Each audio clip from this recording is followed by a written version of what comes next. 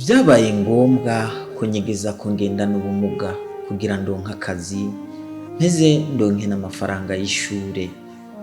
Nitwa Claudine Sengiyumva alias Samurege. Kubera nkunda kuririmba indirimbo ziri mu mudiho wa reggae, navukanye indwara yitwa cataracte yahavuye ivamwo ubuhumyi. Iyo ivuwe kare irakira, yamara kubera uburyo buke ntivyakunze ko ndayivuza hakiri kare. Haraje abagira neza barambaga, ubu ndabona bukebuke cyane. Mvuka mu muryango w'abana 9, nkaba mfise umuvyeyi umwe gusa.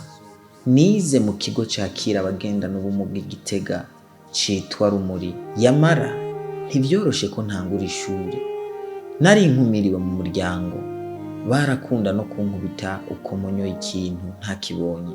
Umubanyi yagize ikigongwe niwe yabwiye mama ngo apfuma ndungika mu kigo citaho abagendana ubumuga bwo kutabona nje kwiga. Mama yabanje kwanka kubera mubo twavukana bose nta numwe yize, ntiyabona ingene yokoresha n'uburyo buke twari dufise ngo jewe nige. Amafaranga ya mbere y'ishure nayarihiwe n'uwo mubanyi. Umuyobozi wo ku Rumuri abonye ntariho amafaranga y'ishure, ata muntu n'umwe aza kundaba, yaranyegereye arambaza ingorane mfise.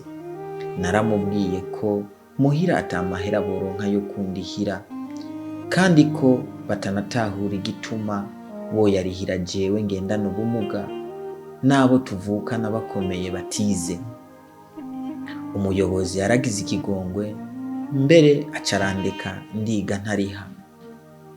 Ngeze mu wa 5 niho natanguye kurondera akazi ko mu nzu mu buruhuko.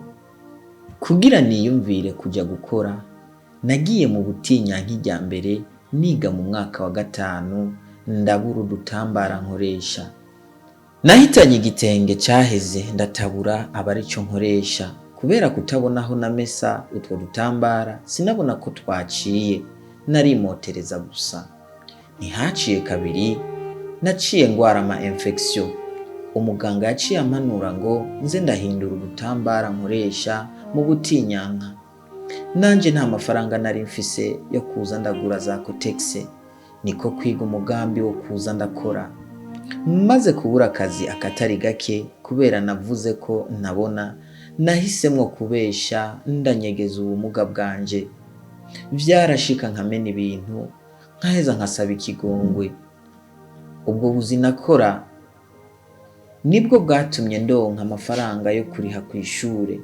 Kuva ngiye mu mwaka w'indwi kw'ishure ryitiriwe Umugabekazi w'Ubwitonzi, ubu niga mu mwaka wa 2 mu gisata c'imibano, kandi n'ubu ndacirihira.